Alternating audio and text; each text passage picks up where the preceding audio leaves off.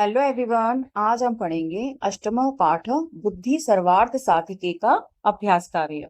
तो शुरू करते हैं। अवधेयांशः ध्यान देने योग्य भाग। क्रियापदानां मूलम धातु अस्ति।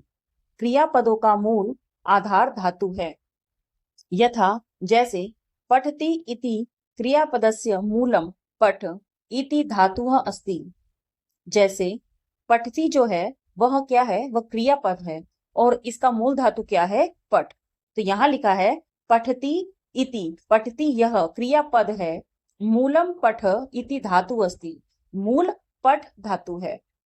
तो पहला है निवसंति। निवसंति में नी उपसर्ग है और धातु क्या है, वस। वैसे ही प्रकाशयंती में प्र उपसर्ग है और काशी धातु है। भवंती, भवंती की मूल धातु क्या है, भू, और इसके शब्द रूप चलते हैं भव से। वैसे ही नमति, नमति क्या है, क्रियापद है और इसकी मूल धातु नम है। उसी प्रकार गच्छति, गच्छति भी एक क्रियापद शब्द है जिसकी मूल धातु गम है और इसके शब्द रूप चलते हैं गच्छ से। तिष्ठन्ति, तिष्ठन्ति की मूल धातु है इष्ठा या स्था और इसके शब्द रूप चलते हैं तिष्ठ से। वयम अभ्यासम कुर्मः, हम सब अभ्यास करते हैं। तो पहला प्रश्न है पाठस्य आधारेण अधोलिखितानां प्रश्नानां उत्तराणि एक पदेन लिखन्तु। पाठ के आधार पर नीचे लिखे गए प्रश्नों के उत्तर एक पद में लिखिए, अर्थात एक शब्द में लिखिए। तो यहाँ पर पहला दिया है क सरोवरस्य तीरे सुकोमल भूमौ बिलेषु के निवसन्ति। सरोवरस्य तीरे, तालाब के किनारे पर, सुकोमल भूमो अत्यंत कोमल भूमि में, बिलेशु बिलों में, के कौन, निवसन्ति रहते हैं। तालाब के किनारे पर सुकोमल भूमि में बिलों में कौन रहते हैं। तो कौन रहते हैं, शशकाः अर्थात खरगोश। अब ख है केशाम परिभ्रमणेन शशकाः शत विक्षताः मृताः च भवन्ति। केशाम किनके परिभ्रमणेन घूमने से, शशकाः खरगोश, शत विक्षताः घायल, मृता मर, च और भवंती किनके घूमने से खरगोश घायल और मर जाते हैं। तो गजानाम हाथियों के घूमने से खरगोश घायल और मर जाते हैं। अब गए शशक राज कस्य समीपम गच्छति। खरगोशों का राजा कस्य किसके, समीपम गच्छति पास जाता है। खरगोशों का राजा किसके पास जाता है, गज राजस्य हाथियों के राजा के पास। हाथियों के राजा के पास खरगोश का राजा जाता है। अब घ है के स्वमतम प्रकाशयंती। के कौन, स्वमतम अपने विचारों को, प्रकाशयंती प्रकट करते हैं। कौन अपने विचारों को प्रकट करते हैं, शशकाः खरगोश, खरगोश अपने विचारों को प्रकट करते हैं। अब अण है कह चंद्रम नमति। कौन चंद्रमा को नमन करता है, अर्थात नमस्कार करता है। तो कौन करता है, गजराजः हाथियों का राजा।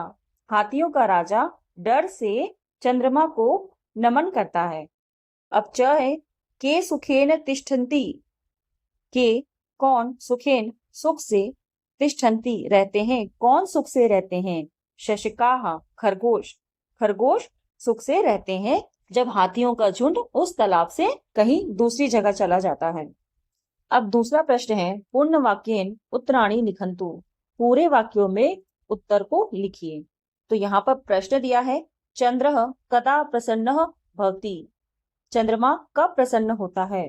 तो इसका उत्तर है यदा शशकाः जीवन्ति तदा एव चंद्रः प्रसन्नः भवति। जब खरगोश जीते हैं तब ही चंद्रमा प्रसन्न होता है। अब दूसरा प्रश्न है सायंकाले केषां सभा भवति। शाम के समय में किनकी सभा होती है। तो इसका उत्तर है सायंकाले शशकानां खरगोशों की सभा भवति, सभा होती है। शाम के समय में खरगोशों की सभा होती है। अब तीसरा है शशकाः किमर्थम उपायम चिंतयन्ति। खरगोश किस लिए उपाय सोचते हैं? तो इसका उत्तर है शशकाः स्वरक्षार्थम उपायम चिंतयन्ति। खरगोश अपनी रक्षा के लिए उपाय सोचते हैं। अब चौथा प्रश्न है, चंद्रः केन नामना प्रसिद्धः अस्ति? चंद्र अर्थात चंद्रमा केन किस नामना नाम से प्रसिद्ध अस्ति प्रसिद्ध है। चंद्रमा किस नाम से प्रसिद्ध है? तो इसका उत्तर है चंद्रः शशांकः इति नामना प्रसिद्धः अस्ति। चंद्रमा शशांक इस प्रकार के नाम से प्रसिद्ध है। अब अण है, आम चंद्रस्य दर्शनाय आवाम अधुना एव सरोवरम प्रति चलावः इति कः कथयति? आम हाँ, चंद्रस्य दर्शनाय चंद्रमा के दर्शन के लिए आवाम अधुना एव हम दोनों अभी ही सरोवरम प्रति चलावः तालाब की ओर चलते हैं। इति ही इस प्रकार कह कथयति कौन कहता है? हाँ, चंद्रमा के दर्शन के लिए हम दोनों इसी समय ही तालाब की ओर चलते हैं। इस प्रकार कौन कहता है? तो इसका उत्तर है आमः चंद्रस्य दर्शनाय आवाम अधुना एव सरोवरम प्रति चलावः इति शशकराजः कथयति। हाँ, चंद्रमा के दर्शन के लिए हम दोनों इसी समय ही तालाब की ओर चलते हैं। इस प्रकार खरगोशों का राजा कहता है। तो तीसरा प्रश्न है, पाठस्य आधारेण पट्टिकातः क्रियापदानि चित्वा वाक्यानि पूरयन्तु। पाठ के आधार पर पट्टिका से क्रियापद चुनकर वाक्य को पूरा कीजिए। तो यहाँ पर पट्टिका दी गई है जिसके अंतर्गत कुछ क्रियापद दिए गए हैं और यहाँ पर वाक्य दिए गए हैं। तो इन वाक्यों में सही क्रियापद चुनकर यहाँ लिखना है। तो पहला क पढ़ते हैं, किम चंद्रः सरोवरे? क्या चंद्रमा सरोवर में? तो क्या आएगा? रहता है। तो हमने लिखा तिष्ठति। निवसन्ति का अर्थ भी रहना होता है, पर निवसन्ति एक बहुवचन शब्द है और चंद्र एक वचन शब्द है, तो एक वचन के साथ एक वचन आएगा। तो हमने क्या लिखा? तिष्ठति। अब ख है, सर्वे शशकाः उपायम। सभी खरगोश उपाय क्या करते हैं? सोचते हैं। तो यहाँ लिखेंगे चिंतयन्ति। अब गए, सायंकाले शशकानां सभा। शाम के समय में खरगोशों की सभा होती है। तो क्या लिखा? भवति। अब घ है, शशकाः सरोवरस्य तीरे। खरगोश तालाब के किनारे पर निवसन्ति रहते हैं।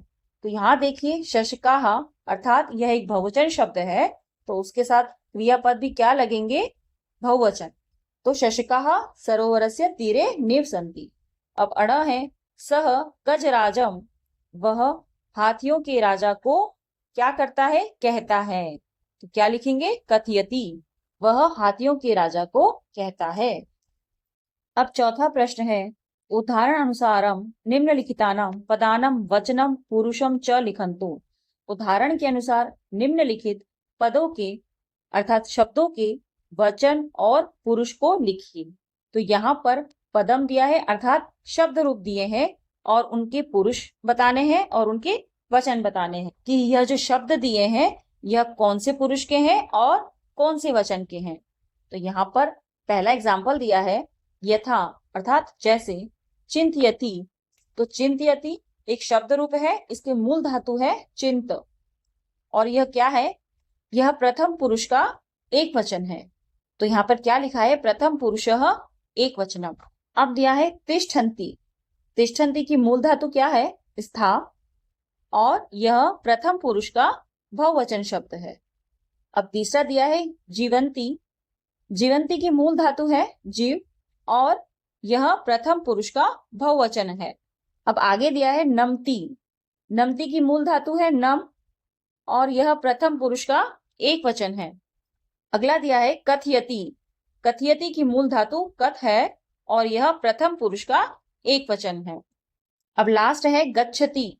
गच्छति की मूल धातु है गम और यह प्रथम पुरुष का एक वचन है। तो यहाँ पर लिखा प्रथम पुरुषः और वचन में लिखा एक वचनम। अब पांचवा प्रश्न है, उदाहरण अनुसारम समुचिते क्रियापदे रिक्त स्थानी पूरयन्तु। उदाहरण के अनुसार उचित क्रियापदों के द्वारा रिक्त स्थान को पूरे कीजिए। तो यहाँ पर क्या दिया है, धातुएं दी गई हैं और उनके क्रियापदों को एक वचन, द्विवचन और बहुवचन में लिखना है। तो यहाँ पर एक एग्जाम्पल दिया है, यथा, जैसे। धातु दिए है गम, इसके क्रियापद किस रूप में चलते हैं? शब्द रूप क्या बनेगा? गच्छति। तो गच्छति, गच्छतः, गच्छन्ति। तो गच्छति क्या है? लट लकार के प्रथम पुरुष का एक वचन है।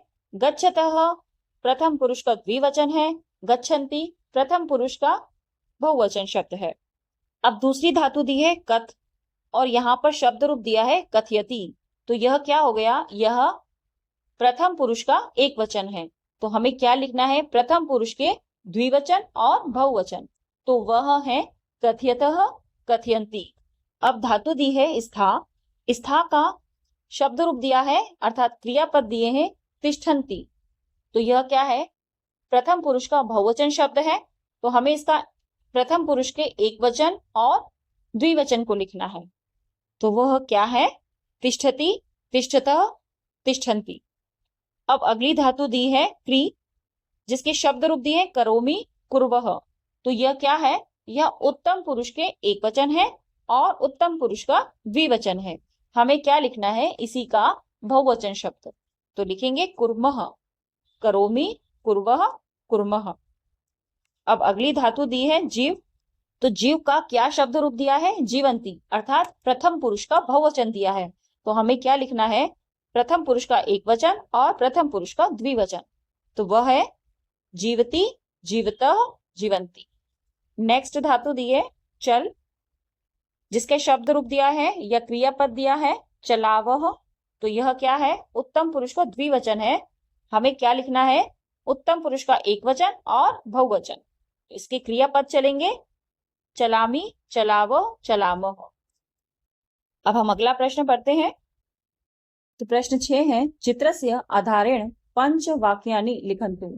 चित्र के आधार पर 5 वाक्य लिखिए। तो यहाँ पर यह चित्र दिया है, इसके आधार पर 5 वाक्य लिखने हैं। तो वे इस प्रकार है। पहला है, एतत् चित्रम उपवनस्य अस्ति। यह चित्र उपवन का है। उपवन का अर्थ होता है बगीचा, उद्यान या एक छोटा सा जंगल। अब ख है, अत्र सेबफलस्य वृक्षः अस्ति। यहाँ सेब फल का पेड़ है।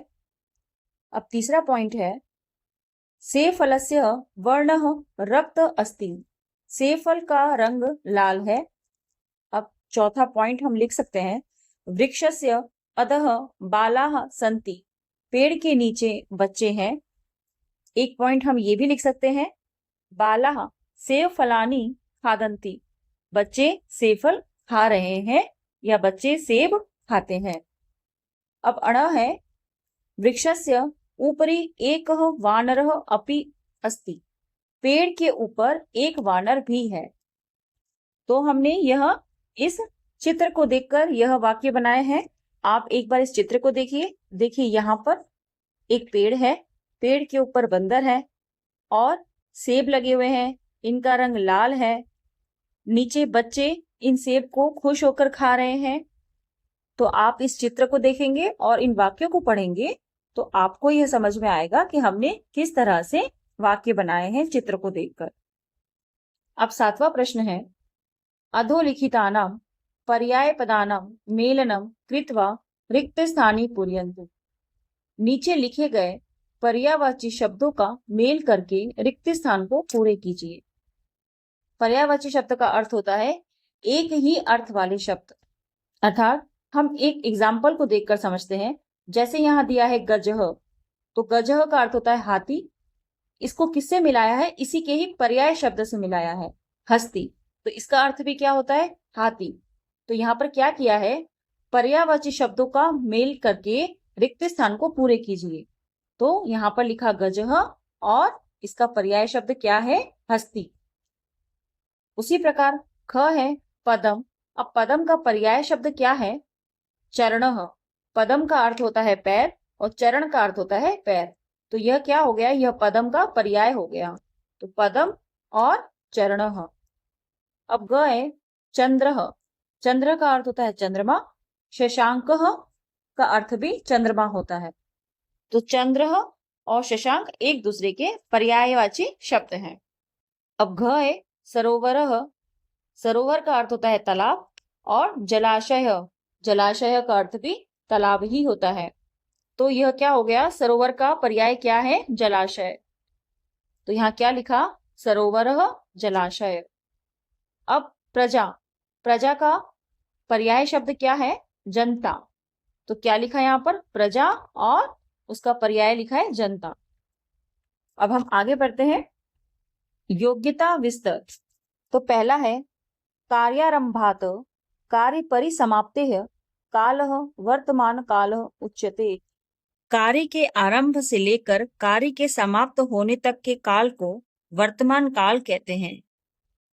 अब दूसरा है वर्तमान कालस्य कृते लट लकारः भवति। वर्तमान काल के लिए लट लकार होता है। तीसरा है लकारेषु त्रयः पुरुषाः प्रथमः मध्यमः उत्तमः एवः च त्रीणि वचनानि एकवचनम द्विवचनम बहुवचनम भवन्ति। लकारों में 3 पुरुष, प्रथम पुरुष, मध्यम पुरुष, उत्तम पुरुष और 3 ही वचन, एक वचन, द्विवचन, बहुवचन होते हैं। लट लकारस्य क्रियापदे अधोलिखितानि चिन्हानि भवन्ति। लट लकार के क्रियापदों में नीचे लिखे गए चिन्ह होते हैं। तो यहाँ दिया है पुरुषः, प्रथम पुरुष, मध्यम पुरुष और उत्तम पुरुष, और वचन दिए गए हैं एक वचनम, द्विवचनम और बहुवचनम।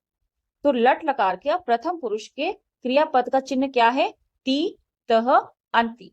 मध्यम पुरुष के क्रियापद के चिन्ह क्या है, सी, थह, थ। और उत्तम पुरुष के क्रियापद के चिन्ह है आमी, आवह, आमह। जो ती, तह, अंति, सी, थह, थ, आमी, आवह, आमह, यह क्या है, यह क्रियापद के चिन्ह है। अब यह नीचे एक और पट्टिका दी गई है जिसके अंतर्गत क्रियापद दिए हैं पठती, पठतः, पठन्ति। तो इनकी मूल धातु क्या है, इनकी मूल धातु है पठ। तो पठ धातु के साथ जब क्रियापद के चिन्ह लगाए गए लट लकार के, तो क्या बना, प्रथम पुरुष में पठती, द्विवचन में पठतः और बहुवचन में पठन्ति। उसी प्रकार मध्यम पुरुष में पठसी, पठतः, पठतः और उत्तम पुरुष में पठामी, पठावह, पठामह। तो आज हमने पढ़ा अध्याय 8 बुद्धि सर्वार्थ साधिके का अभ्यास कार्य। अगर आपको यह वीडियो पसंद आया हो तो प्लीज लाइक करें, चैनल को सब्सक्राइब करें। Thank you, bye.